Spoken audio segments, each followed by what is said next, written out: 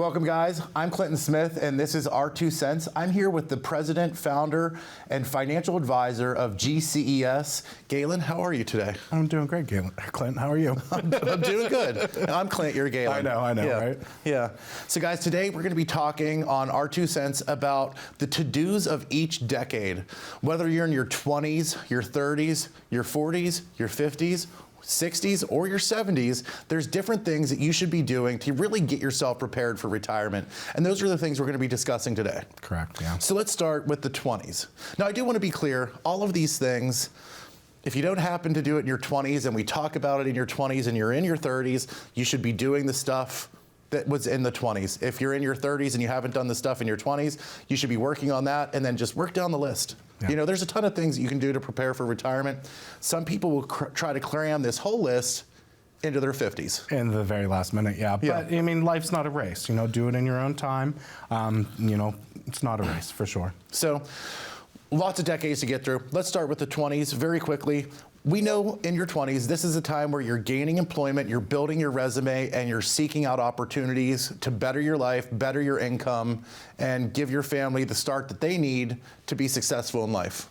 Correct, yeah. I mean, I loved my 20s. Seems like a long time, but... Very long time. Very long time ago, yeah. But, you know, you're trying to find that position. You know, maybe you went to college and now you're out and you're looking for employment. Or you went to the military, then college, and then employment. It doesn't matter the scenario, but you're looking to find, you know, a place where you fit in this world. So the first position that you get out the gate might not be the one that you land upon, you know, but you're still searching all through your 20s to try to find the right fit, you know, and, you know, you just want to be happy when it comes to your choices, because once you do lock into a career, you're going to be doing it for a long time, you know, especially in the same profession, maybe not the same place. Yeah. Now, a lot of people get married in their 20s. Correct. And one of the things that a lot of people I don't think of is when you get married is combining your resources, getting on your spouse's health insurance. What are some of the things you think that someone should do when they do get married? Yeah, I mean, you have to, you know, explore everything, you know, good, bad, and ugly, because, you know, when you're getting married, not always are there going to be two perfect, you know, bubbles which are going to merge completely. One spouse might have debt, one might not have any debt, and one might have savings. So you kind of find that sweet spot, because now you're a unit and you're trying to succeed in this world together. So, you know, look at your different health insurance lines, Clint. Look at your, you know, investment accounts, stuff like that, and, you know, maximize everything as a couple now that you're married. And not only that, we've seen so many people that start working at the post office or somewhere else in their 20s when they're single. They get married, they're now in their 40s and have missed, what, 10, 15 years of claiming their taxes correctly. Correct. Now, we don't give tax advice, but it's pretty simple. If you're single, you claim single. If you're married, you claim married. And you're going to save on taxes there a little bit throughout the year. And instead of putting the money towards Uncle Sam, you can put that money into your retirement if you're claiming your taxes correctly. Yeah, no, 100%. You know, and again, I'm not giving the tax advice on the situation, but, you know, you should always claim appropriately. That way you're maximizing everything, because if you and your spouse are putting in to your 401ks, that's ultimately going to lower your income level and you'll pay less taxes throughout the year. Roths, you know, different scenario, it's tax-free when you pull out. So, you know, I would also say you need to know the differences of the types of accounts in your 20s as well. Just now, general knowledge. This next one is in your 20s, but honestly, I have a high doubt that a lot of people are actually doing this in their 20s. But when you're ready, you're settled, you want to start saving, you want to start putting money towards your retirement, you want to start learning about the difference between Roths and IRAs. Am I correct? Yeah, I mean, the sooner the better that you understand the difference between a Roth and a traditional, the easier it's going to be for you. I've met many people in their 50s that took out Roth IRAs when they've invested in traditional for 30 years before that, you know, and just switched the scenario because their friends were doing it. So as soon as you get that employment, understand the difference, understand how much you can put into those employer plans, and if you can actually afford to put in on any kind of investments on the outside world as well. Yeah. Just start to understand and dabble in what's going to happen in the investment world. Now, this is the next decade, the decade that I wish I was still in. I recently exited, but the 30s. So you said you liked your 20s. My 30s were amazing. I had a great time in my 30s. 20s were a little bit of a rocky road, but 30s have all been amazing. And one of the things that we did in our 30s is we moved from renting to purchasing a home. Yeah, and that's one of the biggest things, and that could happen in your late 20s or early 20s. It's situational basis, but when you're decided that you're going to go off renting and you are going to purchase a home, that's a big decision. And is that going to be a starter home? Is that going to be a permanent home, like your dream home? But it's the difference of starting to build your net worth. You're not essentially throwing money out the window renting. You are actually investing into your future, because that house that you're purchasing is an asset. And in my 30s, I didn't realize what I was getting into. We bought a fixer-upper, and I love it, but you might be biting off more than you can chew. You just have to make sure that you know what's going on. And that really comes down to our next point, is making sure you understand your debt in your 30s. This is where a lot of people start to build debt. Our credit is a lot better than it was in our 20s if we made the right decisions. Yep. And this is the time to really start building your purchasing power, your credit, your equity that you have in your home, and start getting ready. Having a plan in place to get rid of all your debt by the time you're 40, great idea. Is it accomplishable for some people? Yes. Yeah, I mean, for most people, this is going to be your building phase of life. You're still building your family. You're helping your children grow if you're lucky enough to have children. You're still going. So you're going to acquire debt because you're trying to get to a level that you want to be in the future, and you might have to borrow more in order to do that. So you're going to accumulate the debt. You just want to make sure that you pay off that debt, make sure your payments are all on time, and your credit score is looking pretty good, because that's going to help you out as well. Yeah. So you did say about people that are lucky enough to have kids. I know in 30s, there are a lot, even in their 20s, a lot of people really care about their children. Even grandparents will start putting UGMAs and 529 plans in place. Now, these are where you save money for your children, correct? Correct, yeah. 529 plan is going to be specifically for educational purposes, and an UGMA is going to be something that you're going to invest into their future. They don't specifically have to use that towards higher education, because, we don't know where the world's going to go with some of these children, and, we just want them to be happy and want to give them a little leg up. So you're saying 529 plans only can be for educational expenses. Does that include books? Yeah, it includes your books, your college, anything related to that technology, like computers for it, anything that is going to help you with your educational purposes. Where the UGMA, Uniform Gift to Minors, it's just going to be a general investment account where you're going to help them in their future. They could pull it out, they could buy a car, whatever they want. And you said that's called Universal Gift to Minors? Uniform Gift to Minors. Uniform Gift to Minors. Okay, so those are the two differences, guys. If you're in your 30s wishing to have a plan put in place that you can start saving for your children, give us a call to the number on the screen. It's 888-391-3465. We're going to be back in just a few moments. We're going to start talking about things that you should be doing in your 40s as it pertains to getting ready for retirement. See you in just a minute. When we started the business, we didn't know what it was going to come into.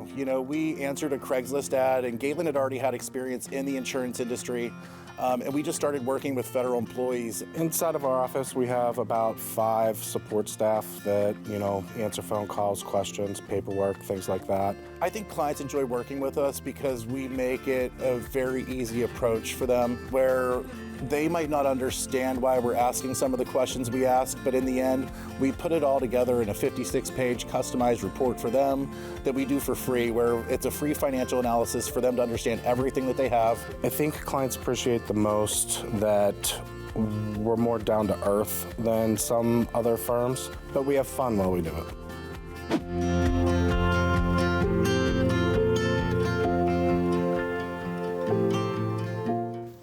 Welcome back, everyone. I'm Clinton Smith, CEO of GCES, wow. And I'm here with Galen Bargerstock, our financial advisor. He's the founder of GCES and also our president. So, Galen, I know that we've been talking about 20s, 30s. We're about to get into the 40s.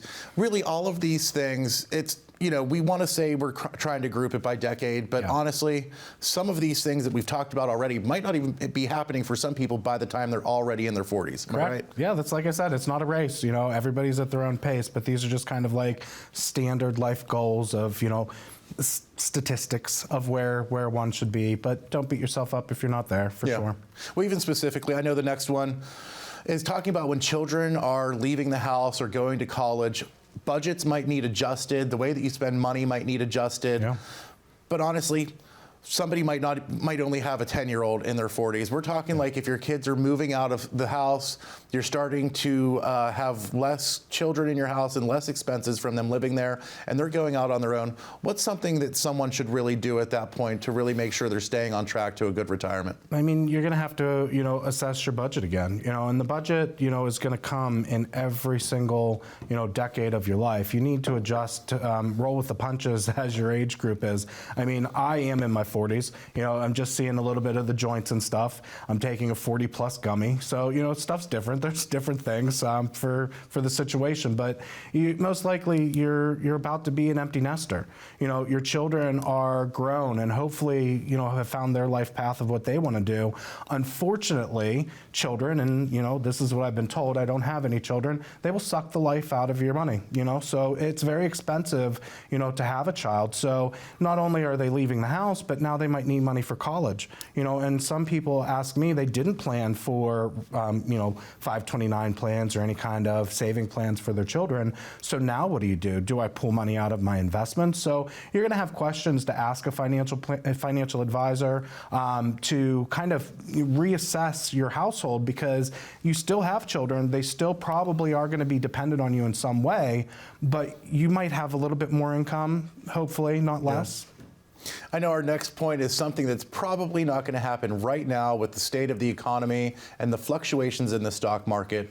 But one of the things that a lot of people in their 40s like to do is look into refinancing their house, prioritizing their credit card, and making sure they're taking advantage of lower interest rates. It's kind of hard to get a lower interest rate right now. Yeah. So the importance of shopping around. Can you talk about how interest rates can really affect income over a span of a lifetime? Oh, it's huge. I mean, interest, if you can get a 3% mortgage versus a 6.5%, 7% mortgage interest rate, you're talking about, thousands of dollars, depending on the purchase price of the home, that it could be monthly. So, it does play a very big impact. Credit score is going to play a big impact as well. So, a lot of times if the, interest rates are lower, you can examine refinancing your household. You might have some debt, outstanding debt that you want to pay off, some credit cards, do it with a home equity line of credit, and then, put it all into one package and refinance at a lower rate. Like you said,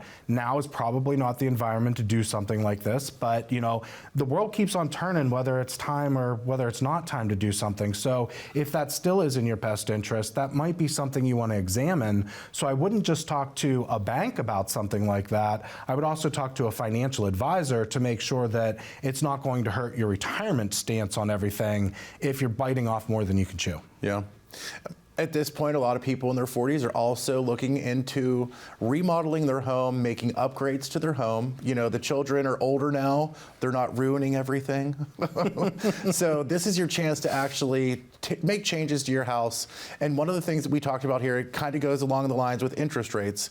Whenever people want to make changes to their house, a lot of times their first thought is to pull all the money from their retirement. Yeah, I mean, it's a gut reaction, because usually at this point it's probably the largest savings that you can see anywhere. As long as you were putting it in when you first could and doing matching money, you're starting to accumulate quite a little nest egg inside of that. So it comes back to don't take hardships, unless you don't have to. But you might be able to do a loan off of your investments where you're going to pay back, as long as it's not affecting how much money you're still funding that policy. I don't personally find a problem with it. Some advisors might say something different, but you're your own bank at that point. You are borrowing from yourself and paying back at a very minimal rate. So, no harm, no foul. Yeah. Case by case situation, of course. So you have to consult a professional before you pull the trigger. And again, folks, and everyone at home, all of this stuff is all as a case-by-case basis. Whenever we sit down with a client or a family to go over their finances with them and do a complimentary financial plan, we go over everything that someone gets in their retirement. We'll go over everywhere that they have sources of income in retirement. We'll go over questions like, should I pay off my house? Should I pay off my car? How do I maintain health coverage in retirement? All of these things are simple for us to answer, and we do this every day. You can give us a call, 888-391-3465. The number's right here on the screen, and you can give us a call. It's that easy. Yeah. So I know that a lot of people also in their 40s, they're refinancing their house, and they're, finding a way to do that, maybe making upgrades to their house. And you said something earlier about hardships. Is a hot tub a hardship? Like if you wanted to put a hot tub in your house, can you consider that a hardship? I would not consider a hot tub a hardship. Okay. That might be one of the luxury items, not a hardship item. Hardship's more like they're going to turn your lights off and kick you out onto the curb. Yeah. That's more of a hardship. Hot tub, not so much. It's a good question. Yeah. So also health, guys, in your 30s, health becomes more important. In your 40s, increasingly more important. So one of the things, even in your 30s and your 40s, you want to keep up with regular doctor visits, because honestly, one of the big things that people end up losing money in their retirement funds is because of health issues. The healthier you are, the wealthier you will end up being in retirement. Yeah. I throw it back to my men's 40-plus gummy. Health is entire lifetime. It is a concern for everybody. It should be, because you have to keep your body running, or you're not going to be running at all. This is, the age range where doctors are going to talk about things like, for men, like colonoscopies, things like that. It's not stuff that you've heard of whenever you were younger, but as you age, you're going to start appreciating the little checkups, because your physicians want you to be on the right track, and they are going to give you the tools, but ultimately, it's up to you. It's like your finance. You have to be the one, your own nap captain when it comes to the health, because you're in control. And one of the things that we did not mention, in your 20s, when you have kids, you want to probably look into getting life insurance to make sure if something happens to you, they are covered. But in your 40s, let's say you don't have life insurance yet, it's something that you need, it really makes it a lot better to get it before you actually turn 50. Yeah, it's price. In your 20s, you're getting that employer, you're finding your way. If the employer gives a group term policy, you're going to have great, phenomenal coverage. It's going to be cheap. But now you're starting to age, and term policies, the children are out of the house. The house might be paid down. The mortgage is a lot lower. You might not need that big term policy. So if you do need to explore permanent coverage, in your 40s is when I would probably recommend going into something like that or exploring it, because you might have a little bit more cash freed up to spend on something like that. So guys, we're going to take a break in just a moment. After we come back, we're going to start talking about things to do in your 50s. And guys, the 50s, there are a lot of things to do in your 50s when you're getting ready to go on the road to retirement. We'll be back in just a moment.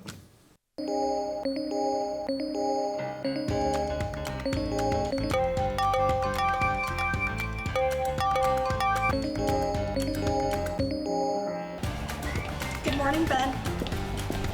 Good morning, Ben.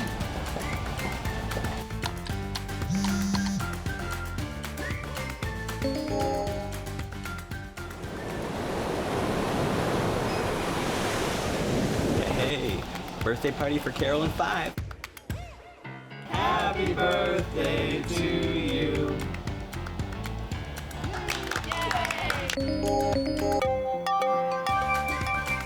Good morning, Ben. Happy Monday. Daryl's birthday, be there or be square. Happy birthday to you. As you can see from our quarterly report on slide number 62, we're trending in the right direction. All signs point to a very positive outlook for the next several years. If you peel back the onion...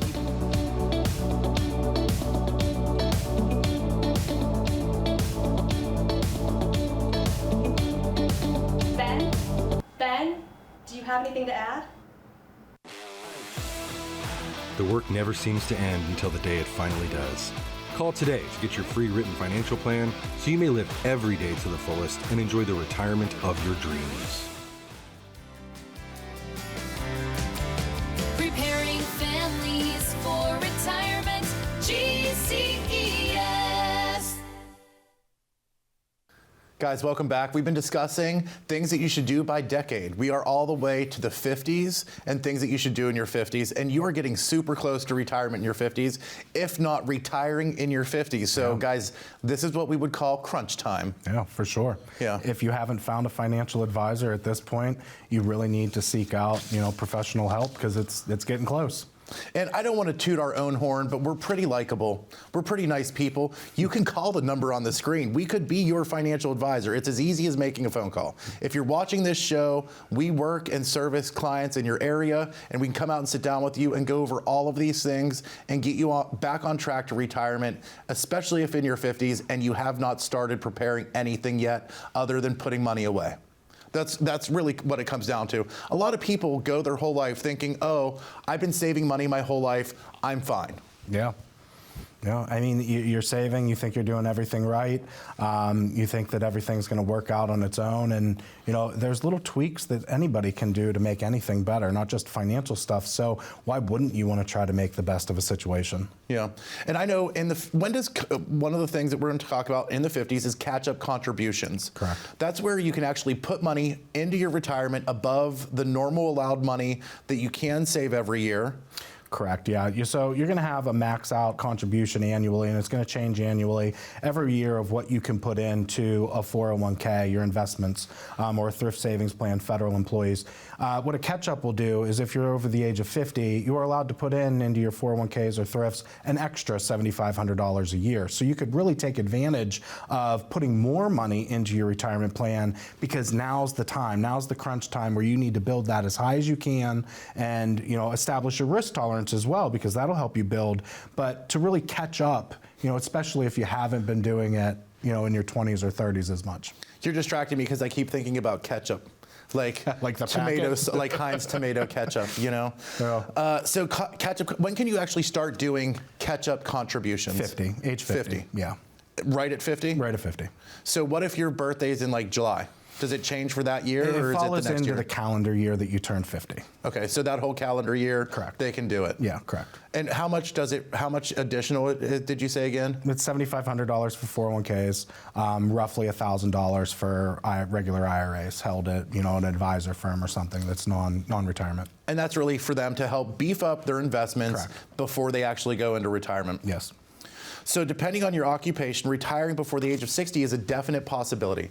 Not only do we work with federal employees, we've met with firefighters, police officers, FBI agents. A lot of these businesses or employers or occupations rather, all have places that give them advantages to retire a little bit early. Can you tell me how that works and how that can really change someone's retirement? Yeah, I mean, I don't have time to go into full detail, but just one scenario out of many.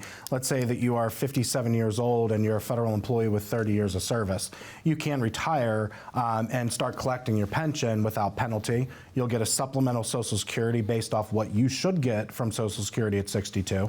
It's not technically Social Security that pays for it, but it does follow all the rules and guidelines. But you can retire at 57 and also have access to your thrift savings plan and start pulling money out of your investments before 59 and a half. So you really can take advantage and retire early.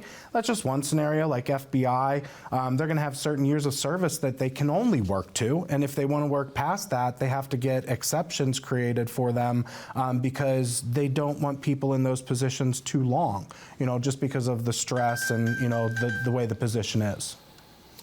Nice. Sorry, phone's going off there. That's all right. So another thing people should do in their 50s is meeting with their financial advisor regularly, probably right at the beginning of 50, but really it's almost every 2 to 3 years, really, until they're about age 55. I would say, yeah. I mean, you want the regular checkups, coming in now and then. Too soon is overkill. You're just trying to turn the wheels. You kind of have to let it do its thing. So I would say every 2-3 years, check in. And at the very end of your 50s, a lot of people don't know the age, your half birthday, your 59th and a half birthday, you're able to take control of your retirement funds and move them into an annuity or another product without penalty from the IRS. How does that work, and what should someone do if they're still working past 59 and a half? Yeah, so, that's a very good, age to take control. What I like to call it is that your 59 and a half birthday is when the IRS considers you an adult.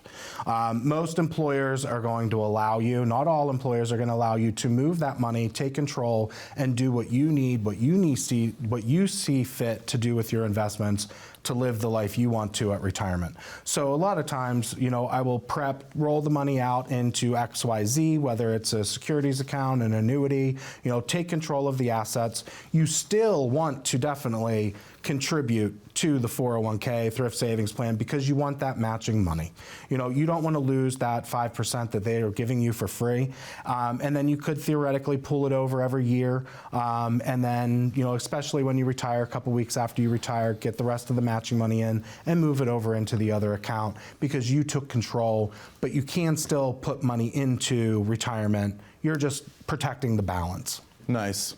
So after 59 and a half, obviously next up is the 60s, Yeah. which were groovy, right?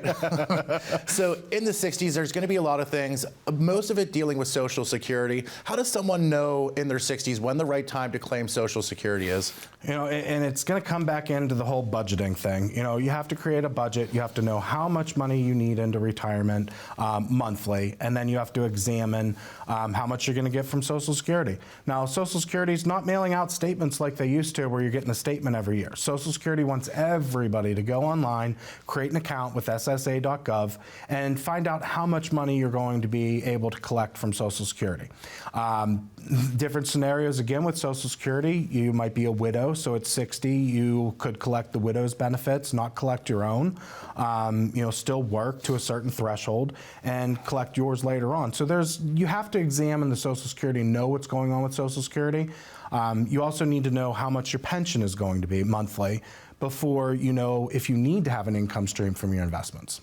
Nice. Now, one of the other things, this is really when someone retires, you know, they're going to sit down with you and they're going to make sure they understand all of where their money is going, what their money is doing, and not just that, where is the best place to take money from? And that's something that you'll do with a client when you sit down with them, is help them understand, hey, pull money from here, pull money from there for now, do this from your investments, and make it all work over the year. How is that you come up with that plan with so many families being so different? So that's kind of like the fun part for me. It keeps it interesting. So every family is completely different, but we're going to analyze everything you have and we're going to group them. You know, say you have traditionals here, you have Roths here. Which one do you draw from first based on your situation? You know, do you have the emergency fund set aside?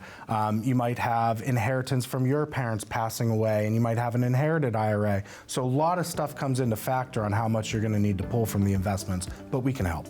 Guys, so there's a lot. 70s, you're going to get RMDs. You can't help it. They're going to happen. If you guys watch this show and you're questioning your retirement plans and you're not sure what to do, where to go next, all you have to do is give us a call. The number's right here on the screen, 888-391-3465. You can also visit us on Facebook. You can check us out online at gces.us. Thank you so much for watching, guys. We're hoping that you all make smart choices about your retirement. And if you are in the need of help, we are here to help you. We'll talk to you soon. Bye.